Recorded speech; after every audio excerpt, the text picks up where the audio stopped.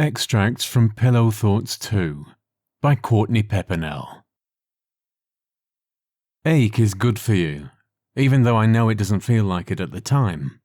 When someone breaks your heart, you can barely move from bed, and you start to question if you were ever good enough. All these messy thoughts inside your head. But your heart needs to break in ways that don't seem fair. It needs to survive someone cruel and selfish and unkind. Because you will learn that life is only meant to be lived with someone who respects your hopes and dreams like their own. Heartbreak teaches you the difference between a person who is no good for you and someone who would never leave you alone. You can be passionate and determined and it will still not be enough.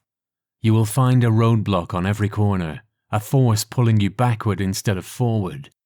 You will wonder why someone as passionate as you is going nowhere. But you are going somewhere. Every setback is part of the journey. The joy of probability is that eventually something will give. Your determination keeps you in the game.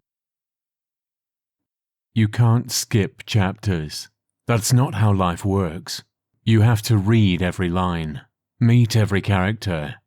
You won't enjoy all of it. Hell, some chapters will make you cry for weeks.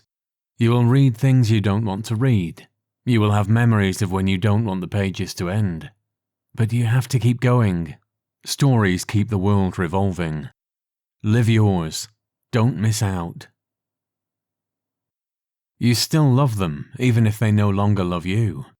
There is bravery in letting go of a love you thought you knew.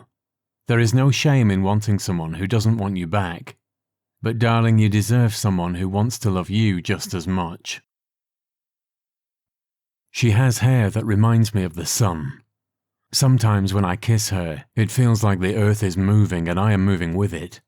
She has green eyes that are sometimes light and sometimes dark depending on the time of day. She smiles like she knows what you're thinking. Her skin feels soft but rough across the tops of her hands. Her fingers knot through mine in the middle of the night. She smells like dusk after a thunderstorm, and I am not sure how she looks so beautiful in the mornings. But she does. She has freckles in places that make her body look like the sky, and they are her stars. And even if my soul knew hers in 1,000 different lifetimes, I am sure I would fall in love with her in each one.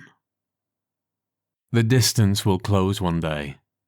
There will be no more interference on the phone, no more waking up at your noon, no more sitting on my balcony wishing I had you to share the beauty of the moon. You won't be there, and I won't be here. We'll be together.